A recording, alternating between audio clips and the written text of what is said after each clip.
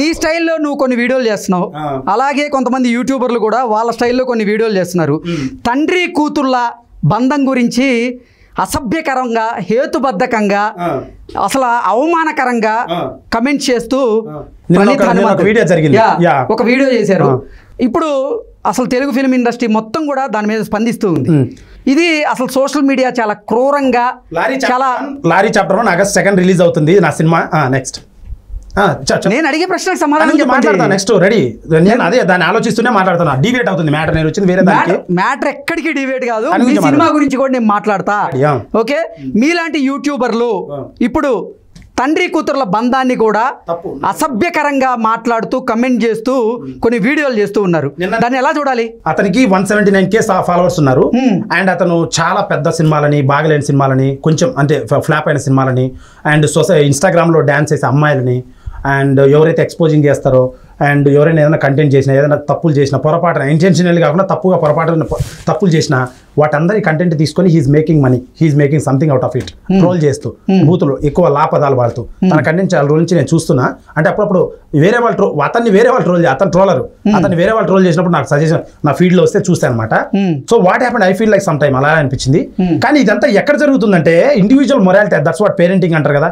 Parenting వాళ్ళ parents వాళ్ళని ఎంత పెంచారో మరి ఏమో కానీ, చిన్న పిల్ల ఉదాహరణ పోక్సో యాక్ట్ కింద వస్తుంది ఉదాహరణ చెప్తే. And how far it is correct, తన ఏజ్ ఏంటి, తనేంటి, యాక్చువల్గా అది ఎలా తండ్రి కూతుర్ల బంధాన్ని అలాగా కమెంట్ చేయడం ఏంటి? డార్క్ కామెడీగా వాళ్ళు చిత్రీకరించారు. పేరు దానికి ట్యాగ్ ఏం పెట్టారంటే డార్క్ కామెడీ అన్నారు.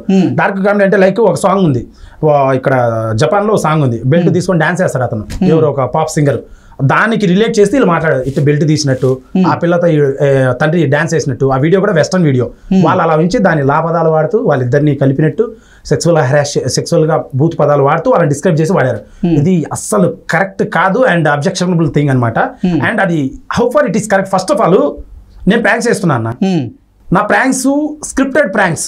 ఫస్ట్ ఆఫ్ ఆల్ నేను మొరాలిటీలో చాలా ఉన్నా. స్క్రిప్టెడ్ ప్రాంక్స్ అంటే నేను 600 వీడియోలు కూడా 600 మందికి చెప్పి మనం ఇది చేస్తున్నామని చెప్పి రిలీజ్ చేసేటప్పుడు వీడియో పంపించి ఓకేనా అని చెప్పి చేసిన వీడియోస్. అంటే ప్రాంక్ వీడియోల పేరుతో నువ్వు నెటిజన్లు మోసం చేసావా? అది అప్పుడే చెప్పా, 2 years బ్యాకే చెప్పా. దానివల్ల ఏమైందంటే నాకు నేను 4-5 కోట్లు సంపాదించింది, ₹1 కోటి సంపాదించా దానివల్లే. ఏంటి యూట్యూబ్ వీడియోల మీద ₹1 కోటి దాకా సంపాదించావా? సంపాదించా. యూట్యూబ్, ఫేస్బుక్ రెండిట్లో కలిపి సంపాదించాను. దాంట్లో కొంతమందికి డబ్బులు ఇచ్చాము, జూనియర్ ఆర్టిస్టులు నా ఫ్రెండ్స్, కొంతమంది నాకు ఫ్రీగా చేశారు, అమ్మాయిలు చాలా మంది సపోర్ట్ చేశారు. ఏంటి మీరే వెళ్ళి వాళ్ళని కన్సల్ట్ అవుతారా లేదా వాళ్ళు మీ దగ్గరికి వచ్చి? వాళ్ళు అవుతారు, కొంతమంది ఫ్రెండ్స్, కొంతమంది ఆన్లైన్లో నాతో వీడియో చేయి కొంచెం వ్యూస్ వస్తాయి, నేను యాక్టర్ అవ్వాలనుకుంటున్నా వాళ్ళు చేస్తారు. కొంతమంది నేను అడుగుతా, కొంతమంది ఏజెంట్స్ ద్వారా నెంబర్లు అడిగి మేడం ఇట్లా షూటింగ్ ఉంది చేస్తారంటే చేస్తారు. వాళ్ళ ప్లేస్లో నిలబెట్టి స్క్రిప్ట్ చెప్పి చేస్తాం. అట్లా చేస్తాం అనమాట. అంటే మ్యూచువల్ డిస్కషన్తో చేశా. నాకు ఎంత మొరాలిటీ అంటే నేను ఎటువంటి అంటే చాలా సెన్సిటివ్. ఒక వ్యక్తి కరోనా వచ్చినాంచి ఒక మనిషి యొక్క టైం, హెల్త్ అండ్ మనీ చాలా వాల్యుబుల్ అయిపోయింది. చాలా మంది లాస్ అయిపోయారు, చాలా కష్టాల్లో ఉన్నారు. సో దాన్ని నేను చాలా కేర్ఫుల్ గా తీసుకుంటా, చాలా బాధ్యతగా తీసుకుంటా. ఎవరిని మనం మోసం చేయకూడదు, ఇబ్బంది పెట్టద్దు, వాళ్ళ టైం కూడా వేస్ట్ చేయకూడదు అని ఇంత మొరాలిటీ ఉన్నాను నేను. ఇంకోటి ప్రాంక్ అంటే ఏంటి, రియలిస్టిక్గా నేను చేసే ప్రాంక్ కాదు, ఒక short film type of scripted prank content అది. అంటే ఇప్పుడు ప్రాంక్ అంటే రోడ్డు మీద అవుతుంటారు, నేను ఏదైనా చేస్తా, అది కెమెరాలో క్యాప్చర్ అవ్వదు, అటు ఇటు మూవ్ అవుతారు. నా దాంట్లో చూడండి స్టడీగా నిలబడి ఉంటారు, మేకప్ వేసుకొని ఉంటారు. ఎట్లా పొట్టి పొట్టి డ్రెస్సులు వేసుకొని వారు అలా మాట్లాడడానికి అసభ్యంగా మీరు ఎలా ఒప్పిస్తారు అసలు వాళ్ళని, అమ్మాయిల్ని? అసభ్యంగా ఏముంటుంది, మీరు అసభ్యంగా మీరు ఫీల్ అవుతున్నారు. దట్స్ వాట్ అడల్ట్ 18+ అంతే, దట్స్ నథింగ్ రాంగ్. 18+ లో A++++ చాలా ఉంటాయి, అంత A+ చేయలే, జస్ట్ 18. ఆ 18 అనేది కూడా ఒక పార్ట్ ఆఫ్ ద సొసైటీ. లేకపోతే ఇప్పటికీ మీ కంటెంట్ ని మీరు సమర్థించుకుంటున్నారా? 200% ఎవరు వచ్చినా నేను మాట్లాడతా దాని గురించి. దానికి మీకు ఎక్స్ప్లెనేషన్ ఇస్తున్నా, మీకు ఎక్కట్లే మైండ్లోకి, అంతే. నేను సమర్థిస్తున్నా. నాకే ఇష్టం ఉండదు వేరే వాడిని బాధ పెట్టడము. అదే ప్రాంక్ రియలిస్టిక్ గా రోడ్డు మీదకి వెళ్ళి ఒక అతను పోతున్నాడు, చెవులో ఇట్లా బెలూన్ ప్లే చేస్తే సౌండ్ చేస్తే సౌండ్ వస్తుంది, తను భయపడతాడు. దాన్ని క్యాప్చర్ చేసి యూట్యూబ్లో పోస్ట్ చేస్తే అందరూ థ్రిల్ ఫీల్ అవుతారు. కానీ తనకి ఎంత ఇయర్ డ్రమ్స్ ప్లే అవుతాయి, ఎంత డెసిబుల్ ఆఫ్ సౌండ్ వస్తుంది, ఆ పెయిన్ నాకు తెలుసు. అటువంటి రియల్ ప్రాంక్లు నేను చేయలే. బాంబులు వేల్చడం, వాటర్ ప్యాకెట్లతో కొట్టడం ప్రాంక్స్ అంటే ఇవి ముంబైలో చేసేవాళ్ళు, అవి కూడా ఈనాడు బ్యాన్ చేశారు. So I know the individual person, individual person యొక్క మెంటల్ స్టెబిలిటీ ప్రతి నాకు తెలుసు. నాకు హర్ట్ చేయడం అసలు ఇష్టం ఉండదు. అండ్ ఇంకోటి నాకు అంత ధైర్యం కూడా లేదు, హానెస్ట్ చెప్తాను. అందుకే నేను రియల్ ప్రాంక్స్ చేయలే, scripted, because I want become an actor. అది కూడా యాక్సిడెంటల్గా అలా చేశాను.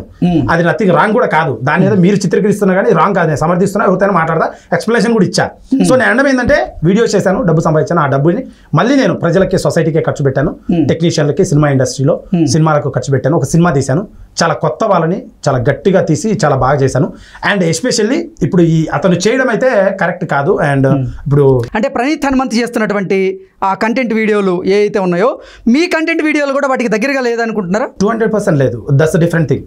అది అతను వేరే వాళ్ళ పర్మిషన్ లేకుండా ఒకరు ఇప్పుడు ఒక అమ్మాయి బాగా కొంచెం హాట్ గా డ్రెస్ వేసి వీడియో చేసిందబ్బా, ఇతను ఏం ఫీల్ అవుతున్నాడు, ఆ అమ్మాయి ఇంట్లో పర్మిషన్ ఇచ్చేసారు అందుకే అమ్మాయి ఎగురుతుంది, ఆ అమ్మాయి వీడియోని తీసుకుని ట్రోల్ చేస్తే ఇంకా నో ప్రాబ్లం, ఆమె కూడా ఫేమ్ వస్తుంది, ఆమె యాక్సెప్ట్ చేస్తుంది అనే విధంగా ఇతను ఫీల్ అయ్యి అందరి కంటెంట్ తీసుకొని రోడ్డు మీద దొరికే కంటెంట్ ప్రతిదీ ఇన్స్టాగ్రామ్ లో యాడ్ దొరుకుతుంది కంటెంట్, ఆ కంటెంట్ అంతా తీసుకొచ్చి యూట్యూబ్ లో కంటెంట్ తీసుకొచ్చి ట్రోల్ చేసి ఒక గేమ్ ఆడే ఫీడ్ తీసుకొచ్చి ఆ ఫీడ్ మీద బూతులు మాట్లాడుతూ ట్రోలింగ్ ఛానల్ 200-300 ఛానల్ ఉన్నాయి. వీళ్ళందరూ ఎందుకు చేస్తున్నట్టు ఒకటే డైలాగ్ చెప్తున్నా, ఈజీ యాక్సెస్ ఈజీ మనీ కోసం చేస్తున్నారు.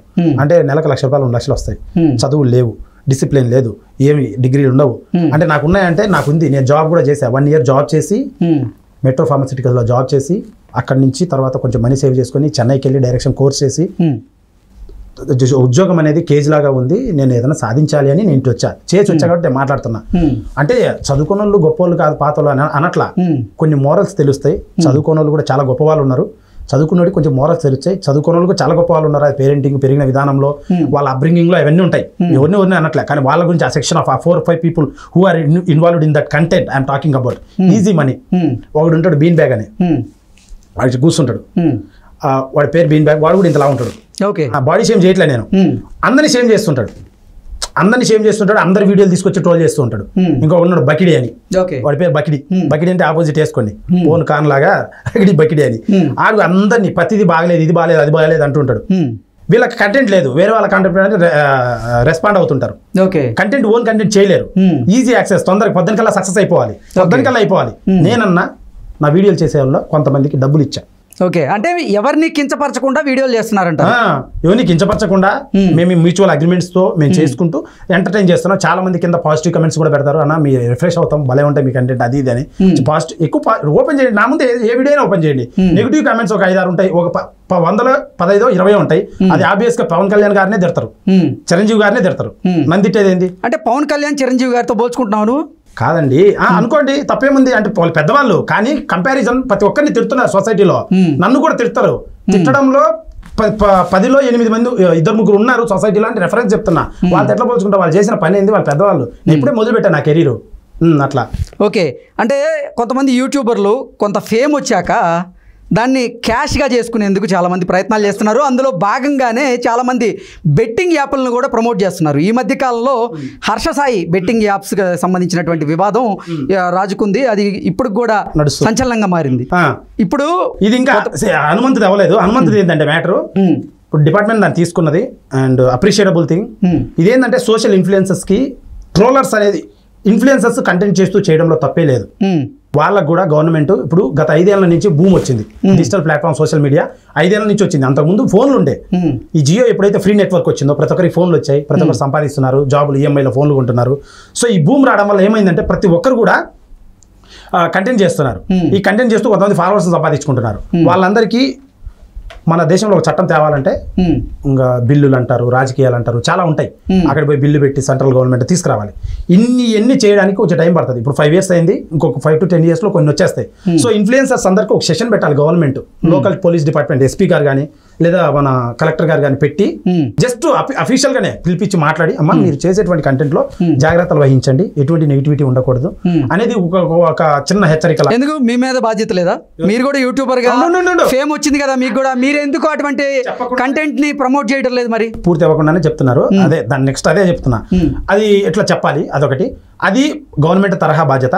కానీ అది చెయ్యాలని నేను అన్నాను, అది వస్తుంది, తెలుసుకుంటారు. ఏదైనా తప్పులు జరిగినప్పుడే అప్డేట్ అవుతూ ఉంటారు, అదొకటి. 2, వీళ్ళు సోకాల్ ఇన్ఫ్లుయెన్సర్స్ ఎవరైతే ఉన్నారో ఇది బెట్టింగ్ కి వర్తిస్తుంది, దీనికి వర్తిస్తుంది, ఇట్లా ట్రోలింగ్ కి వర్తిస్తుంది, బెట్టింగ్ కి వర్తిస్తుంది, కంటెంట్ క్రియేషన్ మూడింటికి వర్తిస్తుంది.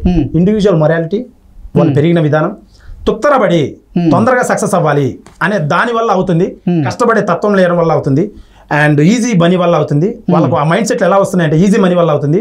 తుత్తరపడే పద్దనికల్లా హీరో అయిపోవాలి, వాడు కారు కొన్నాడు, ఆ ఇన్స్టాగ్రామ్ వాడు ఈడు కొన్నాడు, ఈడు బాలి వెళ్ళిండు, వాడు గోవా వెళ్ళిండు, నేను వెళ్ళాలి, దీనివల్ల డబ్బులు చేసి వచ్చాక డబ్బులు, ఆ డబ్బులు తెలిపోవచ్చు, ఎంజాయ్ చేయొచ్చు అని అవుతున్నారు తప్ప లాంగ్విటీ ఆలోచించట్లా. లాంగ్విటీ అంటే ద సో కాల్డ్ కొన్ని ఇన్ఫ్లుయెన్సర్స్ ఉన్నారు. They are since from beginning 5 to 10 years maintain చేస్తున్నారు. నా ఛానల్ కూడా నేను 4 years నుంచి మెయింటైన్ చేస్తున్నా. సో లాంగ్వేజ్ ఆలోచించడం లే, ఆ లాంగ్వేజ్ ఆలోచించని వాళ్ళు వీళ్ళు this trollers people. Because strike పడితే ఛానల్ పోతే కొత్త ఛానల్ పెడతాడు, మళ్ళీ ఆ పాత వీడియోలు అన్ని ఫీడ్ ఉంటాయి అప్లోడ్ చేస్తారు. అంటే యూట్యూబ్లో వచ్చినటువంటి ఆ ఫేమ్ని క్యాష్ చేసుకునేందుకు వాళ్ళు అసలు బెట్టింగ్ యాప్లను కానీ సమాజం మీద చెడు ప్రభావం చూపించేటువంటి వాటిని ప్రమోట్ చేయడం ఎంతవరకు కరెక్ట్? సో ఒక 5 లక్షలు, 1 లక్ష, 2 లక్షలు, 3 లక్షల మంది ఫాలో అవుతున్నారు అనుకో ఒక మనిషిని, అతను చాలా బాధ్యతగా ఉండాలని నా అభిప్రాయం. బట్ ఆ బాధ్యత అనేది 24 ఏళ్ళు దాటిన తర్వాత ప్రతి వ్యక్తిలో స్పృహ వస్తుంది, అంతవరకు రాదు. అంతవరకు చిల్లరగానే ఉంటాడు. నేను అలానే ఉండేవాడిని. So by the time parenting అనేది మన ఫ్రెండ్స్ కానీ మంచి చెడు చెప్తూ గైడ్ చేయడంలో ప్రోత్సహించాలి. అండ్ ఇప్పుడు ఎవడైతే ఇన్ఫ్లుయెన్సర్ ఉన్నాడో ఆ ఇన్ఫ్లుయెన్సర్ని నేను చెప్పినట్టు ఈ సెషన్స్ అయితే పెట్టడం ఉత్తమం నా అభిప్రాయం. ఎందుకంటే వాడికి ఇండివిజువల్గా లేనప్పుడు నేను అనేది ఇండివిజువల్గా వాడికి ఉండాలి. First of all before starting this all influence and all, వాడికి ఒక బేసిక్ మొరాలిటీ ఉండాలి సొసైటీలో. రెడ్ లైట్ పడితే ఆగాలి, గ్రీన్ లైట్ పడితే వెళ్ళాలి అని వాడికి ఇండివిజువల్ మొరాలిటీ ఉండాలి. అది లేనప్పుడు అడ్వాన్స్మెంట్లో నేను చెప్పేది ఇట్లా ఏదైనా సెషన్స్ పెట్టి we have to just talk to them. ఆర్ఎల్స్ యూట్యూబ్ వాళ్ళే ఫెస్టులు పెడుతుంటారు, ఆ యూట్యూబ్ కూడా చెప్పాలి అరే భయ్ జాగ్రత్త బతకండి, మీరంతా మా ఎంప్లాయీస్, మర్యాద బతకండి అని ఆన్లైన్ చెప్పాలి, ఫేస్బుక్లో మర్యాద చెప్పాలి. ఈ థింగ్స్ చాలా ఉంటాయి. ఇవన్నీ వాళ్ళ ఇండివిజువల్ థింగ్స్ అనమాట. ఈ బెట్టింగ్ స్టార్టింగ్లో 2020 జూన్ 14 కొన్ని వీడియో ప్రాంక్స్ మొదలుపెట్టినప్పుడు, స్క్రిప్టెడ్ వీడియోస్ మొదలుపెట్టినప్పుడు నేను 4 బెట్టింగ్ యాప్లు చేశాను. హిందీ నుంచి ఒకటి ఫోన్ చేస్తాడు ఏజెంట్. ఆడు అప్పుడు బెట్టింగ్ అంత లేదు, ఏం లేదు అసలు. నాకెంత అప్పుడు 6,000, 7,000, 10,000 ఇచ్చేవాళ్ళు. అప్పుడు నాకు 2 లక్షలు, 3 లక్షలు ఫాలోవర్స్ అంతే. ఆ టైంలో హిందీ నుంచి నేను వీడియో మొత్తం చేసి చివరిలో కూడా అన్న నేను నమస్తే, నేను డబ్బు కోసం చేస్తున్నా, ఇది మీరు ఇన్వాల్వ్ కావద్దని పెట్టద్దని డిస్క్లైమర్ వీడియో తెలుగులో పెడతా. వాడు హిందీ వాడు, వానికి అర్థం కాదు ఆ వీడియో ఫార్వర్డ్ చేస్తే. ఇంకా వాడు అడుగుతారు, అప్పుడు 2 సార్లు అడిగిండు, ఇదేంది ఏదో చేయొద్దని చెప్తున్నా అన్నాడు. చెప్పాను లేదు బ్రదర్ అది బాగా చేయండి అని చెప్పాను. అర్థమైందా? కవర్ చేసి వాళ్ళని కూడా మోసం చేసి అయితే నా డబ్బు కావాలి కదా, వాడు ఛానల్ మోసం చేస్తాను కదా. నేను చేసాను, ఓపెన్ చెప్తున్నా. Because I don't want to cheat people, because my subscribers and also subscribers. అంటే ప్రజలను మోసం చేసేవాడిని శ్రీకాంత్ రెడ్డి మోసం చేస్తున్నాడు. అట్లా అవి ఏది చిన్న 5,000, 10,000 ఎంత 4 వీడియోలు కలిపి 20,000 వచ్చింటాయి. దాని తర్వాత మన ఫ్రెండ్ ఒకడు అట్లా చెప్పినా కానీ గోవాలో ఉంటాడు. ఆడి కేసినో కోసం వెళ్ళాడు అక్కడికి. ఆడి పిచ్చి ఆ గోవా కేసిని బిగ్ డాడ్ అక్కడే తిరుగుతున్నాడు.